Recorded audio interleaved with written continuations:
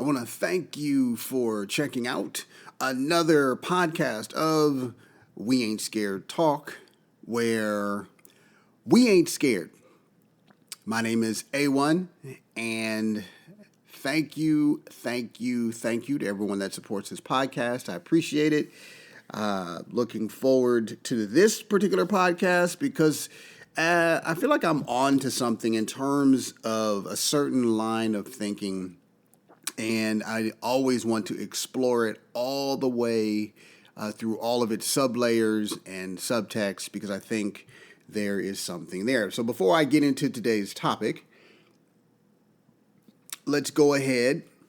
I always like to encourage you entrepreneurs. Hope you had a good, productive week and you are working day by day to pursue and achieve your goals. Also, hit that subscribe button. Subscribe, like and share. It's so easy to do. Plus, your self-esteem will thank you. I believe in you. Okay, and to everyone that has purchased their beautiful We Ain't Scared Talk mugs, I'm thankful and grateful for that. And I'll always be grateful. Hot mugs, hot drinks, hot topics. It's a hot combination. See what I did there? Okay. So, today's topic, I'm going to need you to put your thinking cap on. I'm not going to rush through this. I'm going to take my time. As I said earlier, we're going to be digging into some of the sublayers within the black culture that are, in my opinion, still residue from slavery, and how black men and women interact and parenting. Okay? I will, as usual, tell you the topic and then how or where it came from, and then give you the lowdown as we get down with the get down. So, here's today's topic. Do black mothers stunt the growth of black men? And I also wrote, do black mothers inadvertently stunt the growth of black men? So any one of those combinations will work, but let's give some depth and backstory of the topic. Now, originally, as I said, I kind of struggled with the title. You know, I almost used the word hurt the growth of black men, but it didn't sound like it was right on the head of my goal of this topic, because I don't think black mothers are trying to hurt black male growth intentionally. I honestly think it's inadvertent. I really do, because what mother doesn't want what's best for her child or children? Or at least that's how it should be, right? So here's the backstory. As most of you know, in February of 2020, Gayle King asked some journalistic questions to Lisa Leslie. She's the former basketball player for the Sparks, Los Angeles Sparks, about Kobe Bryant after his death and his sexual assault case that was dismissed because the female refused to testify. Therefore, there was no trial and no conviction. So to even ask the question was stupid. And a so-called journalist, meaning Gayle, that she claims to be, how could she not know that a dropped or dismissed case based on this situation was out of bounds in terms of asking questions about it, especially when, again, Harvey Weinstein is sitting in jail. There was no pre-surviving Harvey Weinstein before the trial. There was no interview with Harvey Weinstein or about him during the trial. And there still isn't any follow-up with him after the fact. So, quick sidebar, back on topic. But as all of you know, can't stand Gayle, can't stand Oprah. So anyway, the world saw the interview, including Snoop Dogg, who rightfully so was upset because Kobe was his close friend. Snoop went on social media and called Gayle a raggedy doghead bitch. or something to that effect. Because she basically insulted and hurt Vanessa and the girls and Snoop's feelings by asking such questions or such a question right after his tragic death.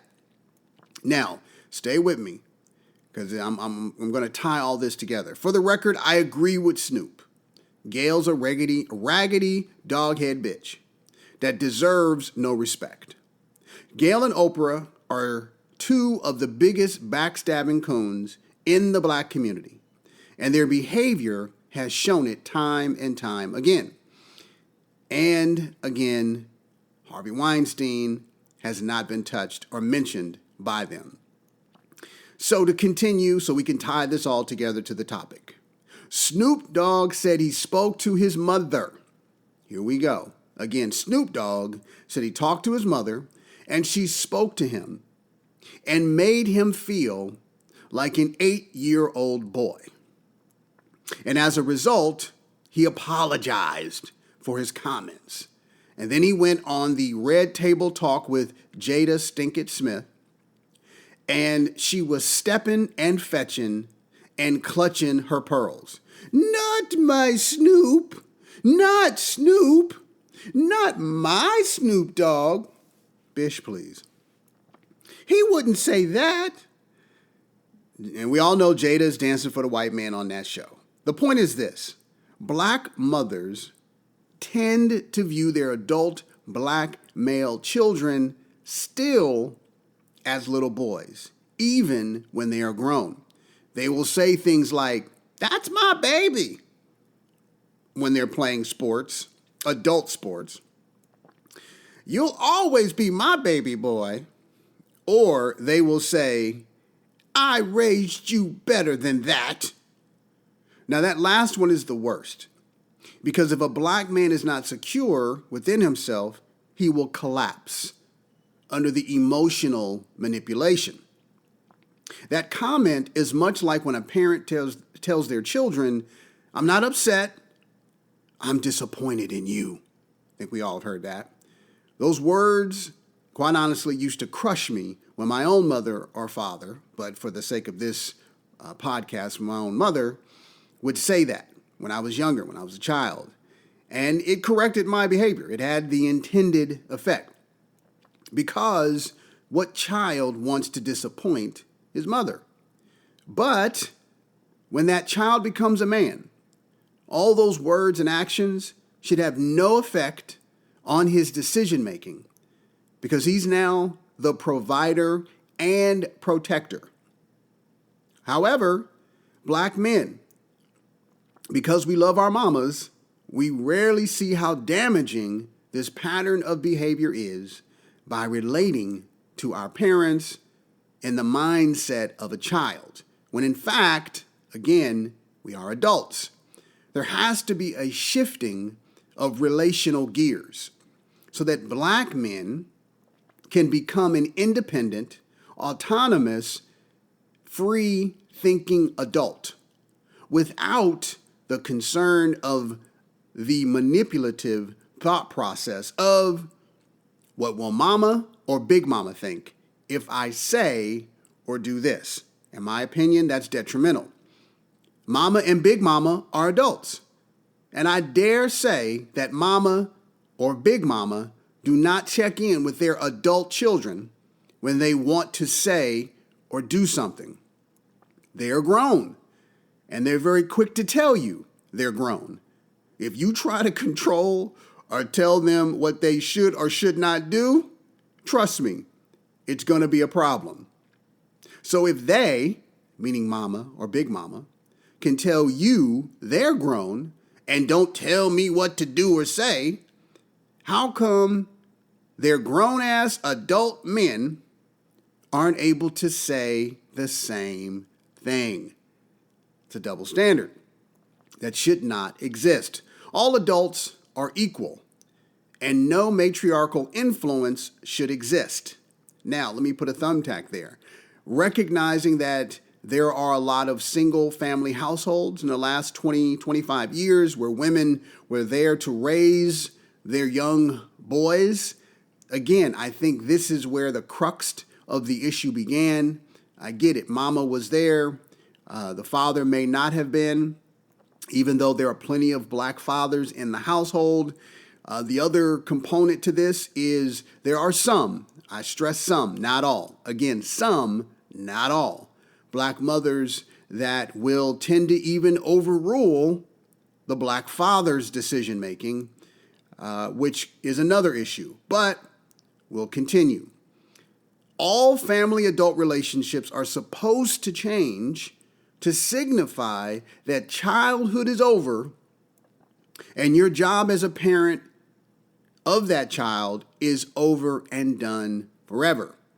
Now, it does not mean you aren't done being a confidant or source of advice, but you wait for those questions to be asked. Hey, what do you think? That's when you can share your thoughts and opinions. It just means without it that you're not under the same emotional obligation of following the advice that you're being given. You can ask, but it doesn't mean you have to take the advice. That's what I'm saying there. Now, I do believe that black parents raise their children with a higher level of fear and insecurity based on how society hates, murders, and disrespects black men. So the inadvertent verbiage I said at the top of the show applies. I don't think anybody is doing this intentionally. However, the effects are still dangerous. They're dangerous because black men are supposed to be wired to fight off threats to other black men by anybody. And that's inside or outside of the black community. The protector mentality is not just for immediate family and friends, but for all black men. As a black man, we must look out for each other because no other race of people on the planet has or ever will do that. So when Snoop was made to feel guilty, or I will say bullied, by his mother because he didn't want to disappoint her, he failed to stand up as a man and say, look, mama, I love you, but on this one, we have a difference of opinion. It doesn't mean I don't love you, because I do.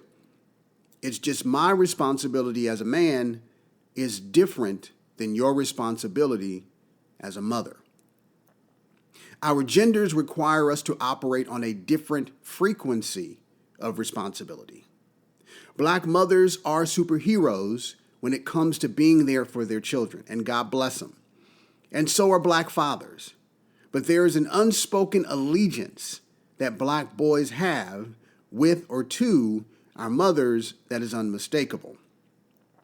That's why I think as kids, we would get into fights over all those your mama jokes. This familial bond is unbreakable, and it should be. But what does need to be broken is the childlike familial bond that causes the black man to feel like he can't be autonomous and fully stand on his own when he is simply defending other black men. And because the mother doesn't like it, doesn't mean it doesn't need to be done. It's okay for black men to defend other black men, even if it's a black woman doing the attacking. This is a complicated puzzle because, again, lots of bonding has taken place between a black mother and their black sons or son their whole life, as it should. But in my opinion, the side effects of retarding the emotional growth of black men is not healthy. Black men are wired differently than other men based on us being the fathers of civilization and our African heritage. Our DNA is filled with warriors and kings and fighters, which in my opinion is why we dominate sports and entertainment and pretty much anything we get involved with. It's our fighting spirit. It's inside of us because we are the original protectors. The other tricky part to solving this conundrum is the emotional distancing that has to take place, or that can take place, when the black man sets boundaries and doesn't tell mama everything that is going on in his life to get her advice.